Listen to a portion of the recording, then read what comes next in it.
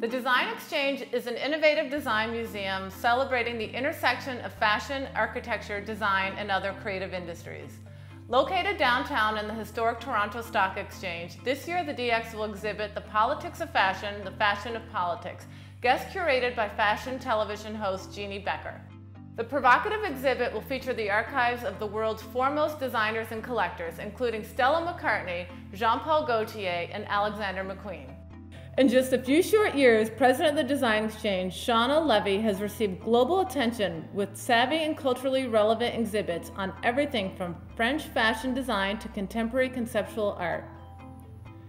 Levy's talents as a cultural mix master touches all corners of her programming and reminds visitors that her take on design is anything but stuffy. She's worked with some of the world's most celebrated architects, furniture artists, and designers, showcasing the intersection of their work in profound and creative exhibits.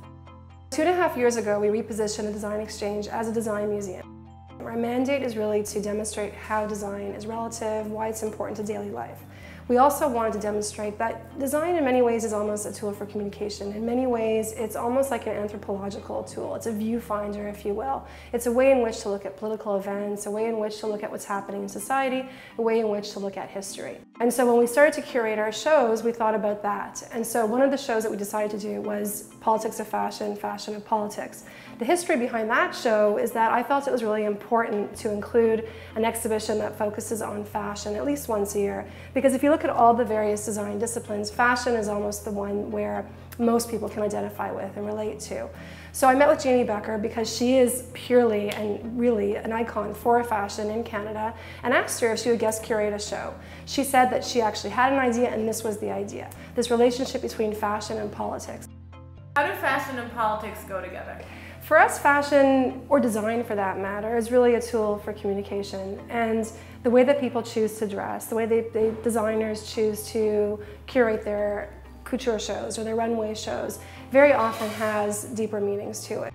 So looking at designers that really have bigger messaging in their collections and in their design. And at the same time, looking at politicians and how they choose to portray themselves and how they choose to portray their image. For his outstanding talent and innovative vision, the DX honors Frank Toskan, who co-founded MAC Cosmetics more than 30 years ago and transformed the cosmetics industry with his bold and magnificent eye on design.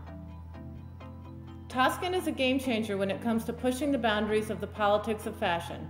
Serving as a champion of diversity and freedom, MAC was a pioneer in making bold political statements. In a time when the cookie-cutter American blonde model was plastered everywhere, MAC broke with tradition and celebrated diversity. Its extensive color palette was well suited for all sexes, all races, and all ages. Their sales teams were encouraged to be themselves and embrace their differences, and they even employed drag queens to work the front door. Frank, fashion is supposed to mirror society and it's supposed to be a sign of our times. What statements do you think MAC made? We changed hiring practices and eliminated a lot of discrimination. Today you can actually go to a department store and perhaps see a transgender person working behind a counter. 30 years ago, that was not the case. Yeah, that was amazing because when you described the cosmetic counters, it was mostly professional looking people in white lab coats, and MAC really stood for embracing creativity and freedom, yes, right? Yes, we gave our people a lot of creative freedom. You know, we hired tremendously creative people, and I don't think you can really put them in a box to have them do their work. So by giving them that freedom and allowing them to be the people that they were, you know, they rewarded us by being completely unconditionally loyal staff. And you left the luxury retailer, Henry Bendel, and went and opened up your first retail store in a very gay neighborhood. Why did you choose to do that? Yeah, I know. People said we were absolutely crazy. Why are you opening up down there?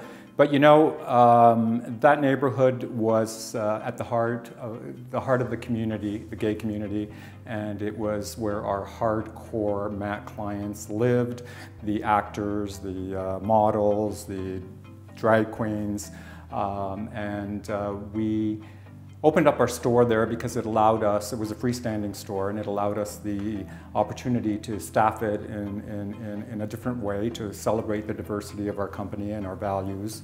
And you know, we staffed that store with some of the New York's famous drag queens like Lady Bunny and Lady Miss Guy.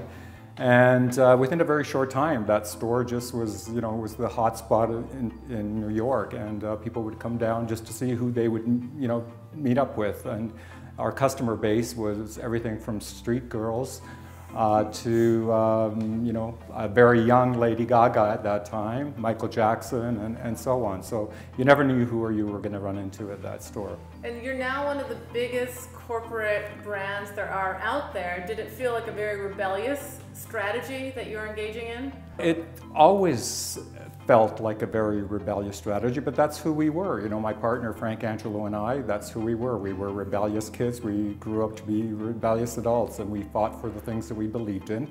We fought for our community, and I think it came back to us. Do you think Mac's success was in part because of the political statements it made? Of course. It seemed to bring our people and our customers together with a common goal, and they felt they were doing something more than just selling and buying lipsticks. And overall, that means they all felt that they were making a difference. Mm-hmm. So part of this mission, together they were part of this mission. They were together on a mission, and they were making a difference.